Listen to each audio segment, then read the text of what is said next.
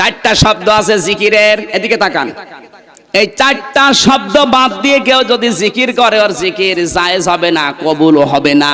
সুবহানাল্লাহ, আলহামদুলিল্লাহ, লা ইলাহা ইল্লাল্লাহ, আল্লাহু আকবার। জিকিরের শব্দ এই চারটা। আর যেগুলো আছে ওগুলো দোয়া, দরুদ, আয়াত, জিকির না। নবীজি সারাটা জীবনে জিকির যদি করেছিলেন তাহলে চারটা শব্দ দিয়ে। এখন যদি কোনো পীর সাহেব, কোনো বুজুর্গ, কোনো আলেম এই চারটা শব্দ বাদ দিয়ে অন্য শব্দ দিয়ে জিকির চালু করে, তাহলে কি আপনি রসুলের চাইতে আল্লাহর চাইতে বেশি বোঝেন? অথচ বাংলাদেশে এটা এখন হচ্ছে। সুবহানাল্লাহ নেই, আলহামদুলিল্লাহ নেই, আল্লাহু আকবার নেই, লা ইলাহা ইল্লাল্লাহ নেই। ইয়া আলী বাবা, শাহ আলী বাবা, বসেন বসেন, বসে যান, জিকির হচ্ছে। চ্যানেলটি সাবস্ক্রাইব করে আমাদের সঙ্গেই থাকুন।